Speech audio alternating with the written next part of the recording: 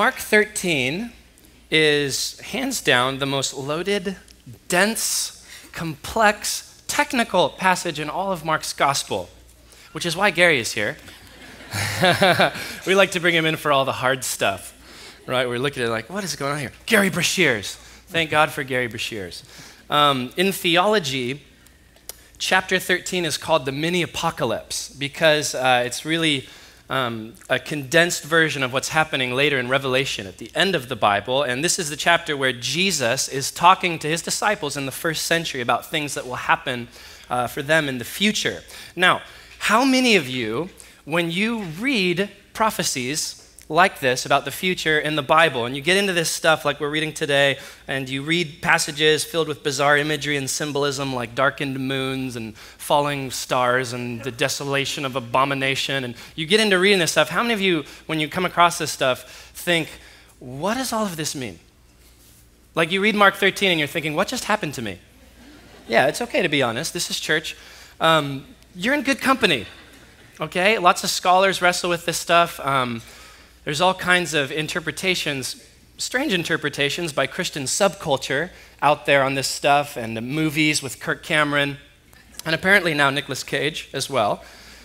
But how should you and I as followers of Jesus go about reading and interpreting these kinds of passages in the scriptures? We're going to talk about that today, but real quick to frame it before I hand it over to Gerry, there's 3 different ways to read chapter 13. Okay, some people think that it's all about the future, that all of chapter 13 is about the so-called rapture, the second coming of Jesus, and the end of the space-time universe as we know it, that all of it is stuff that is still yet to happen in our future. Other people think that this, in chapter 13, is not about the future at all, but that it's actually all stuff that already happened in the past by the year 80-70 and the destruction of the temple.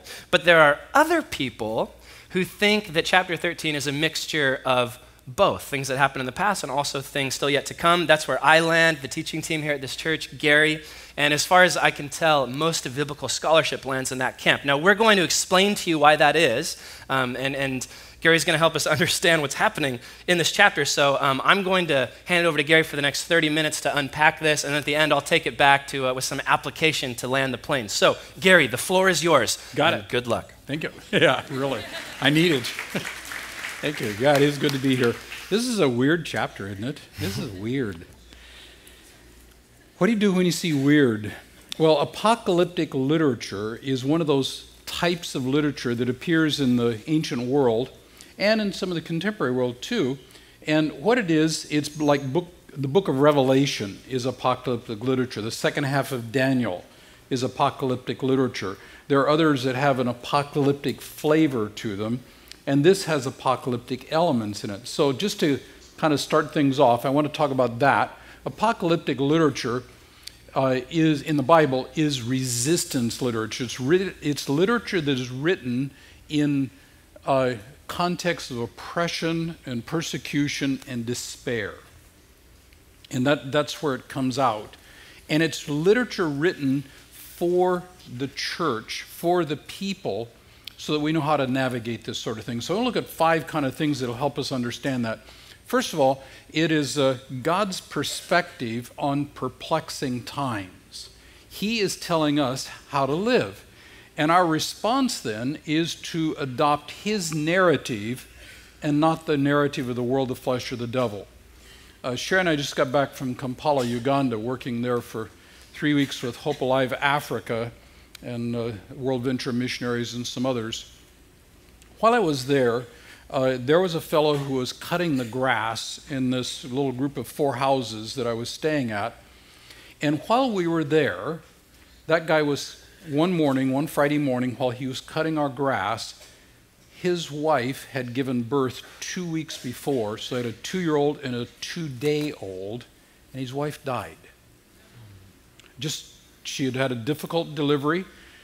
Medical care is not a big deal there. I mean, it's not good for the poor especially, and this was a poor guy, humble guy, and his wife was dead.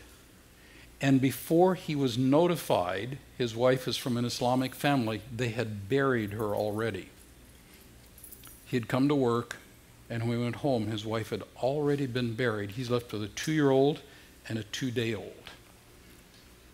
What's Satan's narrative? This world is falling apart. This world has gone down. Your God has failed, like give it up. That's Satan's narrative. God's narrative is way different. This is a world I created good. You broke it, Satan in particular. I am still here working to redeem it. Join the rescue mission. See, two different narratives. One is, this world's screwed up, your God has failed. That's Satan's narrative, and it makes sense when you discover your wife just died and you didn't get to say goodbye to her before she got buried. And you got to deal with 2 small children and humble circumstances. God's narrative is, yeah, it is a broken world. It's worse than you know. But I'm still here and working. Which narrative do you pick up? See, apocalyptic literatures help us deal with the second narrative. Satan is here very active, saying first narrative, which we take. A second aspect here is this narrative is really pessimistic about positive change in the present. It's not exciting, yay, kind of stuff. But what it is, it's saying evil is very real and will be overcome only in God's presence. So we don't look for political solutions or economic solutions. We look for God's solutions to the evil that's going on. A third aspect, in apocalyptic literature, there's always a really sharp contrast between this present evil age and the coming divine inbreaking. And that contrast is really strong. So what we do, we who believe God has already started working but yet to come, we look for God's work which has already begun to work in unexpected ways. And then we look forward to his final coming when he'll shut the system down and deal with evil once for all. But God is at work. That's that apocalyptic narrative that hope is not lost. Therefore, it's filled with symbolism, and this symbolism is often really extreme. You look at the book of Revelation, 7-headed monsters coming out of the ocean and eating things, and weird, rocks falling down and boiling the ocean, and here the sun is going dark and stars are falling to earth. What in the world? Symbolism is really weird. The way you do this, in biblical thing, most of those symbols come from the Old Testament. So what you do is go to the Old Testament, look at the context, and that will give us the key to understanding the symbols. I remember a day when I was being, shall I say, assaulted by some of the really fear-based rapture language stuff. And they were looking at the grasshoppers in the book of Revelation, and they were saying those are Sikorsky helicopters coming in. And no, that's from Joel. Go back and interpret it from the Old Testament, you'll get it right. Do your speculation, and you'll get it wrong every time. And then a final point here, this is designed to make us supernaturally faithful. It's not designed to make us supernatural predictors. So what we're looking for is to be level-headed, clear thinkers, warmly loving in tough times because we understand what's going on. So what do? We read it worshipfully from our heart. So quick lesson in how to approach apocalyptic literature. And that's what we want to do as we look at Mark 13 together here. So Jesus is leaving the temple. And when he leaves the temple, that is filled with meaning. Because here's God come in the flesh, been in the temple, they have rejected him, and he leaves the temple. So the temple is leaving the temple. It's a way of saying done. The disciples who don't get this at all look back at this incredibly beautiful building. I mean, it's incredibly beautiful. And they, whoa, man, that place is so beautiful. And Jesus looks at him, says, it's coming down. It's coming down. Now, we don't have anything like that today, where we have that one place where God meets humans in a place where heaven and earth intersect. We don't have anything like that today. But think of 9/11, when the World Trade Towers came crashing down. And that spelled an end of an era because the United States mainland had never been attacked before. And those of us around remember that day, though it's been a while now, remembers just the despair. It's the end of the world. Well, take that times 100. And that's what the destruction of the Jewish temple meant. So the disciples are a bit curious. Jesus says nothing. Walks down the hill, across the Kidron Brook, back up the other side to the Mount of Olives. If you look there from now, you'll see the Dome of the Rock. It's a very famous picture of Jerusalem. In that day, you'd see the glowing temple, gold-covered and incredibly beautiful. Jesus is like, what's the deal? When's this going to happen? And there are two questions here. One of the questions is, when will these things happen? What is these things? What is these things? Destruction of the temple. It's coming down. That's the first question. And as I put it together, that goes through verse 31. The second question, and what will be the sign that they're all about to be fulfilled, that's talking about the second coming of Jesus. Now in the book of Matthew, chapter 24 and 25, we have a similar story with more detail.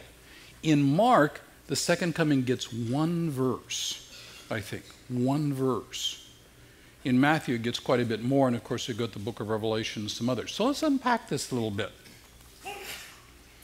Jesus said to them, watch out that no one deceives you. And he gives us 7 signs here. Not surprising, apocalyptic literature has symbolic numbers, so there are 7 of them. What's the first one? Many will come in my name, claiming I am he, and deceive. What's he talking about? False messiahs, false prophets. Do we see any of those today? Do you see any preachers on TV with airplane landing runways for hair and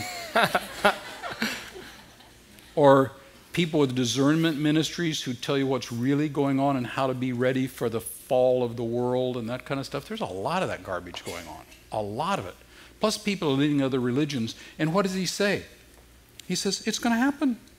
It's going to happen. What will happen? They will deceive many. How do you keep from being deceived? Like, read the Bible, all of it. First sign. Second sign is what? Wars, rumors of wars. How many wars are going on right now? I was just in Uganda, South Sudan, horror story. East Congo, horror story. Syria, I teach regularly in Beirut. I've got students who are pastoring in Syria, horror story. On and on and on, wars, rumors of wars. What's our response? Well, one response is to count the number of wars, and as they increase, say, the end is near.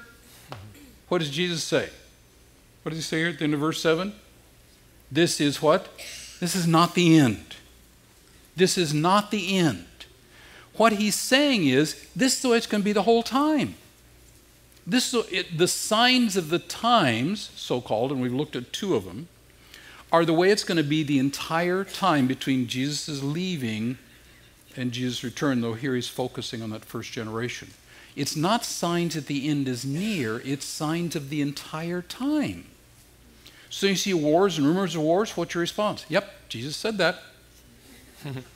Third, nation against nation. That's not wars, that's just the political jockeying, the power plays. We just saw it in Russia and Ukraine. Again, I teach in Odessa, Ukraine pretty regularly.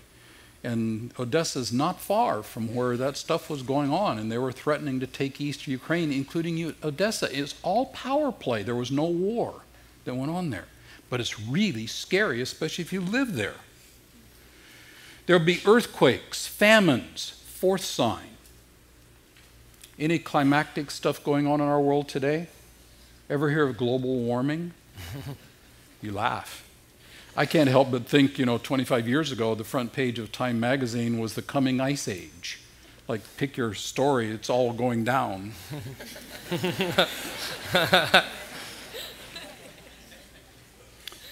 What's my response?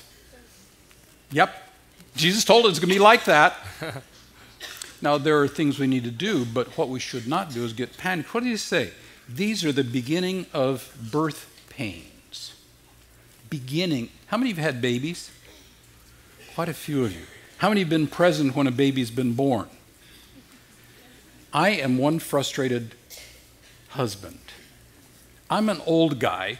When Dawn was born, I begged the doctor, let me be in the labor room. He said, one patient, get down the hall to the father's room.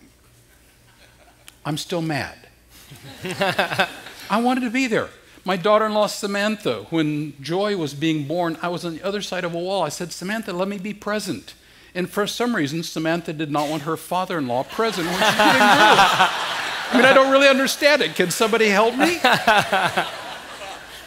I love Samantha. She's great. And Joy is she's a joy. Joy Love is her name. She's got 2 of the fruit of the Holy Spirit already. It's great. When you have the beginning of birth pangs, what does that mean? When Dawn was born, Sherry and I were sitting at the breakfast table. She got a really funny look on her face, and she said, my water broke. And I said, how do you know? Oh my gosh. She went running for the bathroom, leaving a trail of water. I got it figured out pretty quick. What does that initial mean when a mother feels that first labor pain? It means it's going to be a while. It's going to hurt a lot. But the end is really cool. What he's not saying is this is right at the end. He's saying it's like that the whole time. A 5th sign. Be on your guard because you'll be handed over to local councils and flogged in the synagogues. Persecution. Persecution. Horrible, horrible, horrible, horrible persecution going on. I mean, it's awful. 6th sign. Verse 10. Gospel preached to all nations. When did that happen? When is the gospel preached into all nations? It's actually done in the first generation. Paul says in Romans chapter 1, the gospel and the news of your reception has gone to the whole world.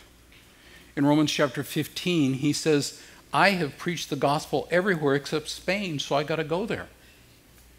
The amazing thing is this ragtag bunch of scared disciples are going to be the leadership of a movement that within one generation will take the gospel to the whole known world.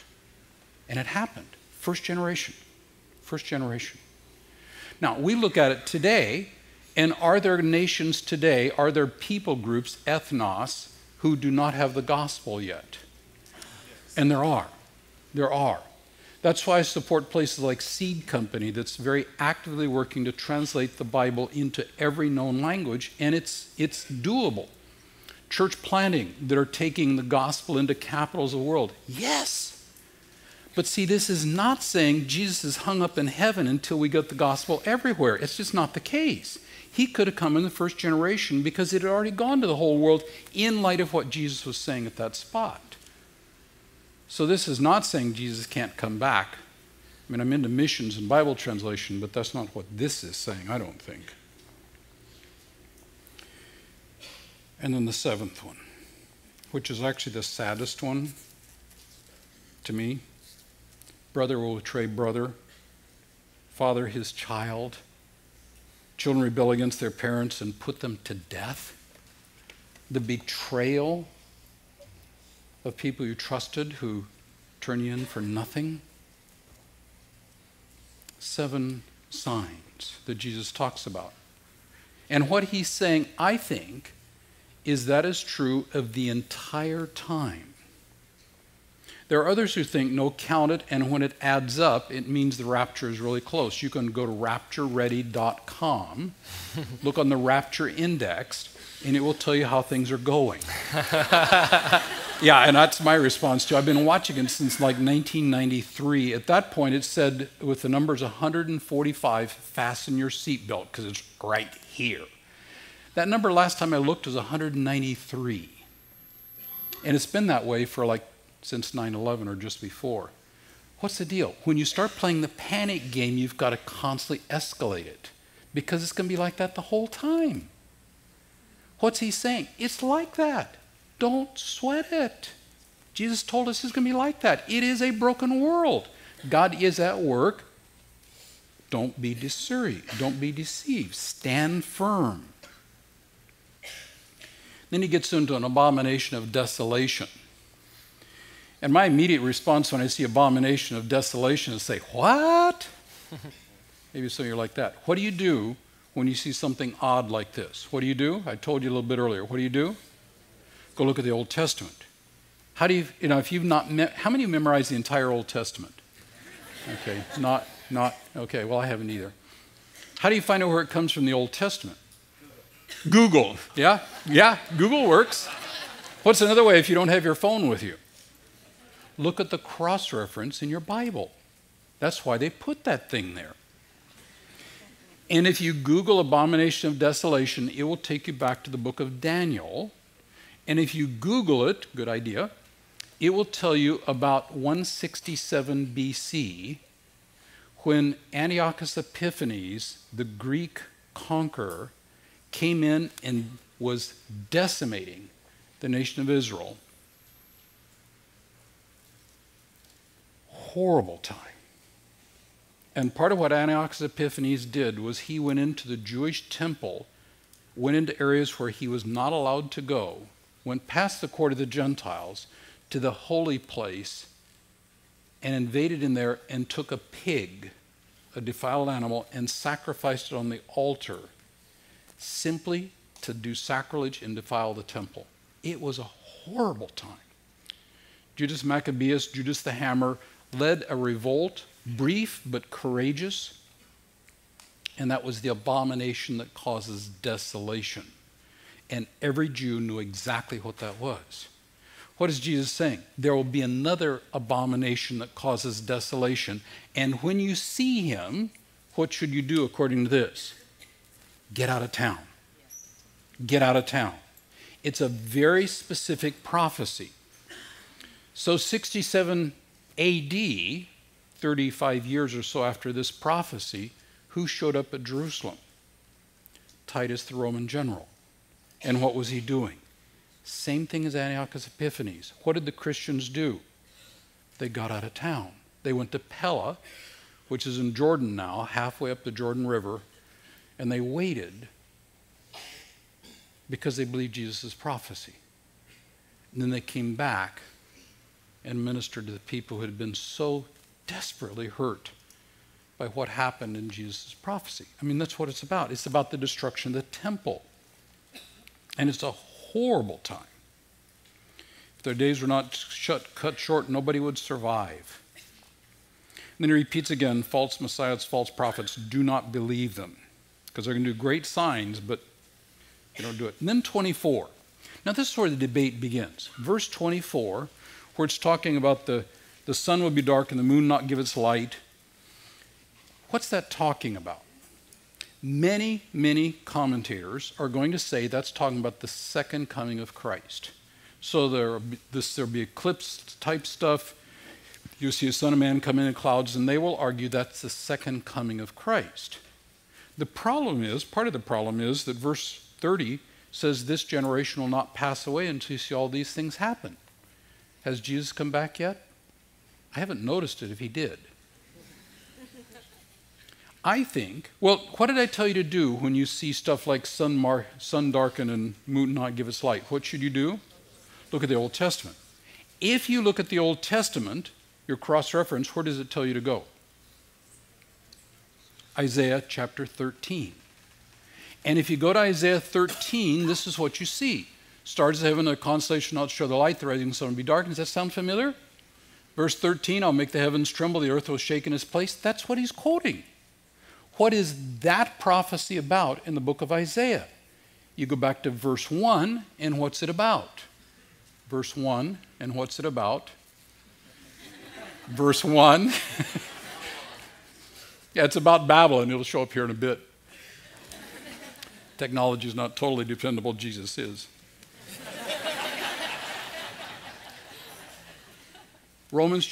Isaiah chapter 1 is saying this is a test, this is a prophecy about the fall of Babylon. And when Isaiah was writing, Babylon was a huge, huge power. Huge power. In 536, Babylon was destroyed by the Persians. In 275 BC, it was abandoned, deserted, and has never been occupied since. What is he saying? The fall of Babylon is epic. What's he saying about the temple? The fall of the temple will be epic. And it was. He's using symbolic language to talk about the incredible devastation that the destruction of the temple will bring. It's not literal, it's symbolic. Now, the next one is even harder. At that time, the people will see the Son of Man coming in the clouds with great power and glory. Many see that as the second coming. How are we going to figure out what it means? Look at the Old Testament. Look at your cross-reference. Where does it say to go? Daniel chapter 7, verse 13 and 14, here.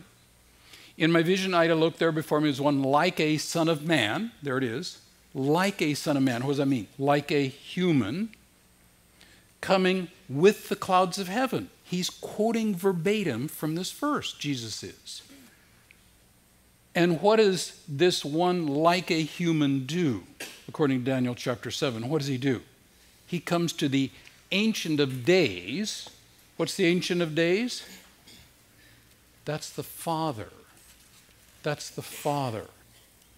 This one, like a son of man, comes to the Father. And what happens? He's given authority, glory, and sovereign power. And that in Daniel is the enthronement or the vindication of Messiah. Now, what does vindication mean? It's one of those theology terms. Probably didn't use it in the last 3 or 4 days, did you? Think Blazers. Going into the playoffs. What did Houston say? You guys suck. What did the Blazers say? We'll beat you. What happened? Blazers were vindicated. Now, let's not continue the story. It gets depressing after that. But San Antonio will be vindicated. Yeah. But that's what vindication means. What thought was a defeat is proven to be real. So Messiah is vindicated, and what will happen? All nations, that's, again, we saw it in Matthew, or in Mark, peoples of every language, what? Worshipped him. What's it saying? This is the enthronement of Messiah at the right hand of the Father, and the vindication that the one they killed is a resurrected, exalted Messiah. When did that happen? First generation. The gospel went to the whole world. I don't think this is second coming. I think this is vindication, enthronement of Messiah, first generation. How about gospel preached to the whole world? No, how about elect gathered? Sorry, that's the one that's here. Elect gathered, what's he saying here? Gathered elect from all winds. His angels. If you look up the word angelos in the Bauer and Gingrich Standard Greek Lexicon, the first meaning is humans. Jesus sent angels into Samaria to prepare a place for him, and they were rejected. John sent his angels to Jesus to say, are you the one or shall we seek another? What are those? Those are people. How many here are angelos? Actually, every one of you should raise your hand. How many of you are angelos? Let's try this one more time. How many of you are angelos? Every one of you. What does that mean? You are messengers of the kingdom. And what are you doing? You're gathering people from all tribes, tongues, kindreds, and nations. It's not just a Jewish thing anymore. We are angelos. Now, we're not angels in the sense of heavenly spirit beings. That's another meaning to the same term. I think here he's talking about, because this is symbolic language. This is apocalyptic. This is not the book of Romans. This is not straight narrative that we find in other parts of Mark. This is apocalyptic type language. And then what does he say? This generation will not pass away. Which generation is that? Which generation is that? That's first generation. First generation. This generation will not pass away until all these things are happened. First generation. And that happened. Everything in here, everything in this chapter happened by 70 AD. that ragtag group of disciples saw every one of Jesus' prophecy come true, but that will be true of every generation since. Then the next verse tells us my words will never pass, so we can trust him. But verse 32 says this about that day. Now he's been going from those days, plural, to that day. And that's the day of the Lord. About that day, no one knows. Okay. Whoa, there it is. It's here. Wow. We're actually laughing about sound effects back between, but gosh, that's really good. Even the angels in heaven, nor the Son. Jesus himself says, I don't know the day of the second coming. He does know the day of the fall of the temple. He tells us it'll happen within a generation, and it did. The second coming, not known. What does that suggest to us? Quit trying to speculate.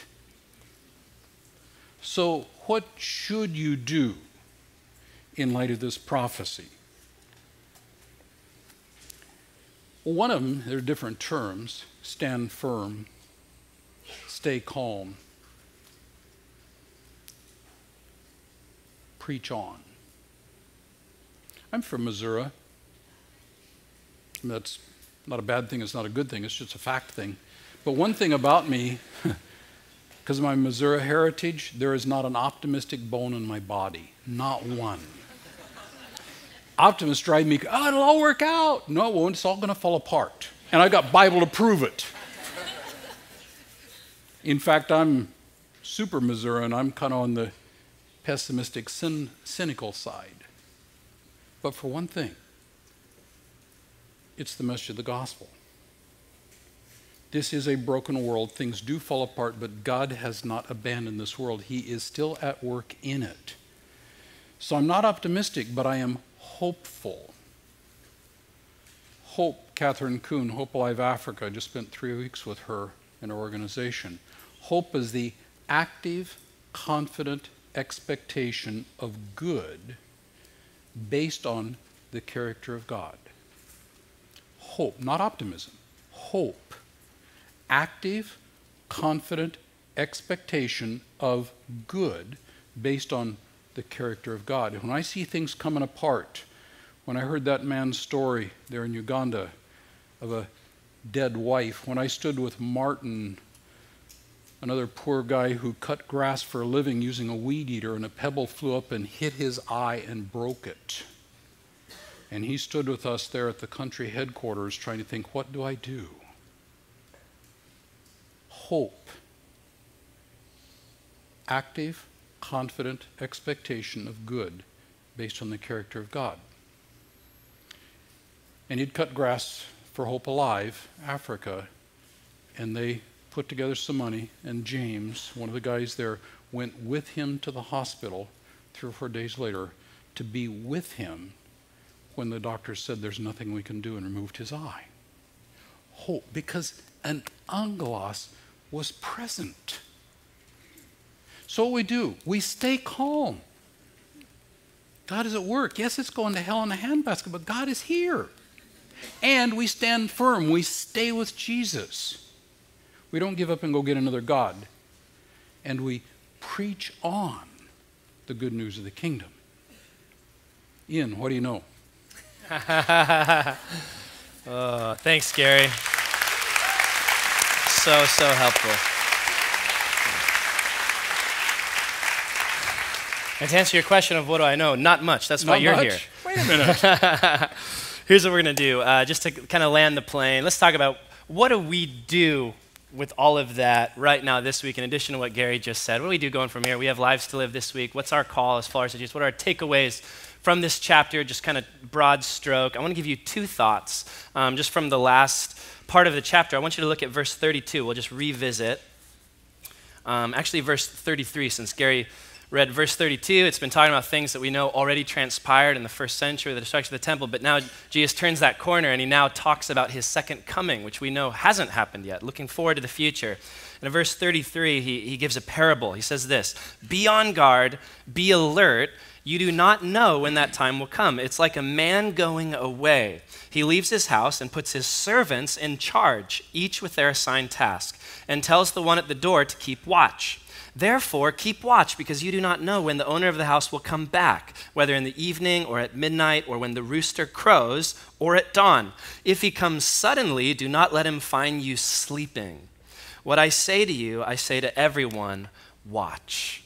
So what do we do going from here this week in our lives? If you're taking notes, just two general thoughts to close. First of all, we be faithful. That's what Gerry was talking about by standing firm. Jesus tells a parable here at the end about a master who goes away. And in the ancient times, back then, when a master would leave on a trip or something, he would leave a servant in charge. And that servant, the one at the door, or the doorkeeper, it could also be translated, was actually a very prestigious position, because this servant was left responsible over all the affairs of the house to make sure the work of the house was carried on and kept going. And also, the servant was responsible for making sure that everything was ready for the master's arrival, to watch and be ready for his return. Now, obviously, in Jesus' parable, the man or the master is Jesus, referring to how he went away, but he'll come back. And the servants in the story are referring to us as followers of Jesus. The one who's left as the doorkeeper is referring to you and I. And so much of this chapter in 13, the point for us in the present right now, in light of things to come in the future, the point of the chapter is about remaining faithful in our calling as servants and followers of Jesus, that even when things get hard, even when life gets difficult, to keep being faithful to Jesus. And I love the point that Jesus makes. If you look back at verse 36, when he says, if he comes suddenly, don't let him find you sleeping. Now the idea is, Jesus is making the point, the master can return at any time. Jesus can come back at any moment. Now, don't get caught up in trying to predict when exactly that will be. That's the point Jesus is making. No one can predict it. However, at the same time, he says, don't get caught sleeping. Now, what does that mean? Don't get caught sleeping in his return. Now, does that mean that as followers of Jesus, we're not supposed to sleep? Coffee, Red Bull, toothpicks in the eyeballs, reminiscent of my college years, right? No, that's not what he's saying. We're not called to be a bunch of crazy insomniacs who never sleep. The point is, don't let him catch you being unfaithful as a follower of Jesus who's been left responsible to carry on in partnership with Jesus, his work in the world. Be faithful in the way that you live your life and are making sure that you and the world around you is ready for the return of Jesus. And don't get caught sleeping through life is the point. Life is not random or meaningless. There is a God who created you for a relationship with him, and there's work to be done. If you're a follower of Jesus, you and I get to be part of the greatest story in human history, and that's of this God reaching into his creation that had been cracked because of sin, and he's doing this work of rescuing the entire creation, and we get to be in on it. We have a job to do until Jesus returns, a responsibility to bring the gospel and love and hope of Jesus to the world around you in your witness, the way that you live your lives, because others see how we're living, and in your word, in your telling, your verbal proclamation of the good news that there is hope, that there is a king, and his name is Jesus. And so don't get caught sleeping through life, Jesus is saying. Don't get caught living for things that don't matter. For money, for success, your own personal success, your own selfish desires, for the love of another. Live for Jesus and stay faithful to follow him.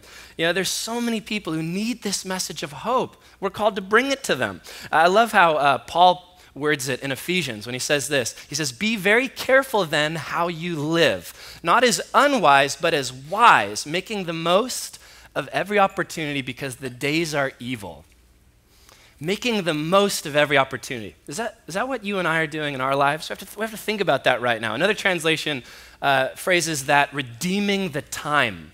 The point is, don't waste your time. Don't waste the life that God has given you living for meaningless things. Live for God and his kingdom. You know, some of you here this morning, maybe you've gotten caught up in other things that are not Jesus and his kingdom, living for those things in your life. And today's very simply, Jesus is calling you back to him. Stay faithful. That's the calling. Stand firm. One day Jesus is going to show up and we'll all stand before God. Are you ready for that in the way that you're living? But secondly, and the last thought before we go to the table is be expectant.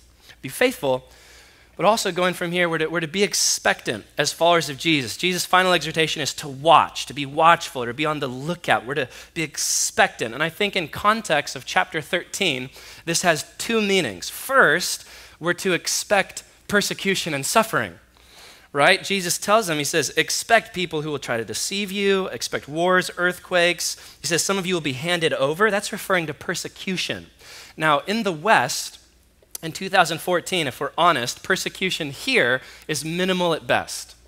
I mean, if in anything, when we read a passage like this with Jesus, warning people, giving them the heads up that things will get very difficult, if anything, in a culture like ours, we should read today's passage and just start by being very thankful that we live in a place where we're not constantly having to worry about people threatening our lives just because we follow Jesus. That's a tremendous blessing that we all have. But there are forms of social persecution. Here as American citizens, we face a cultural stigma as Christians as being dumb or simple or on the wrong side of history in our culture. Some of you face family drama and rejection from a family member. There's people here who have, a mom or a dad or a spouse who wants nothing to do with you because you're a follower of Jesus, and that stuff is just gut-wrenching. Others of you here, maybe it's not so much prevalent persecution in your life, but it's just suffering. I know many of you in this room where your story is just you've been through a tremendous deal of suffering and pain and heartache in your life. Jesus says you can actually expect that in a fallen world that's still in the process of being redeemed by God. But the good news is being expectant means that we also can expect redemption, that Jesus is coming back. That's not the end of the story. There is hope. There is hope. I love that. You see, oftentimes, I love what Gerry said about hope. I think we misunderstand the true nature of hope. If the true nature of biblical hope is this, like Gerry said, this confident expectation of coming good in light of the character of God, well, that means that hope for us does not mean that we don't expect bad things to happen. That's not true. As far as Jesus, we do expect there will be bad things that are going to happen. But the hope that we have is that no matter what bad things happen to us, Jesus can and will use it for good as we follow him. I love in verse 8, Gerry mentioned the birth pains analogy. It's such a fitting analogy for this. Gerry asked earlier how many of you have had a baby. How many of you in the room have actually been there for a live birth in the room for someone? Okay, a good handful of you. I was there for the birth of my son. And on one hand, birth itself is traumatizing. I mean, actual birth is like, it's kind of like World War III meets a horror movie. Just carnage everywhere. And I personally get really queasy around the medical stuff. Like I'm the guy during the replay in the sports game of the injured player where I'm just like squirming and I have to look away. But I was there for the whole thing. I'm jealous of you, Gerry. I'm jealous of you. Back in the old days, they just stick the father out in the foyer and he could have a paper and a cigar, and then the nurse brings out this clean baby that's ready to snuggle. Sign me up for that, all right? Instead, I was there. And for those of you who've also been there for a live birth, you know that birth is brutal, but the point is out of it comes new life. And it's tremendous hope. That's what Jesus is getting at. Oftentimes, the times of labor and duress and exhaustion and suffering in life are followed by new life and beauty and freedom and creativity and release. This was true for first century followers of Jesus as their world was crumbling apart, their Jewish framework. The temple was being destroyed, horrible news. Yet that paved the way for a brand new movement called the church. It was true then, it's also true for followers of Jesus today. For you and I, often our times of labor and pain and suffering and maybe even persecution are followed by new life. And maybe some of you are here today and you're in that spot right now where you've just been going through it, okay? And a lot of us relate to you. I mentioned, that last month my wife and I miscarried a baby. There's hard things going on in life, and my heart goes out to you. But Jesus' invitation to us is to hang on. Don't give up. Endure to the end, he says. And it's also an invitation for us to see the world as it really is. That what might look like the destruction of the temple is actually the birth of the church. That what might look like defeat in Jesus suffering and dying on a cross actually means the victory of God.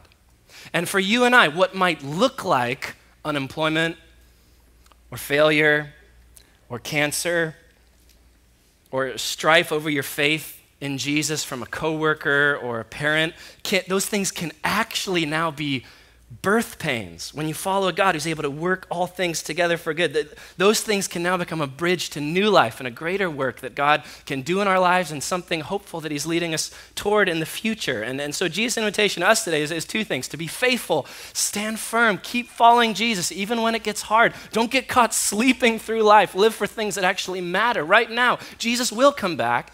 And second, be expectant. Be hopeful. Jesus will return, so believe, worship him, endure, press in, be excited, anticipate. Jesus is coming back. There is a king and he will come back. Amen? Amen. Amen.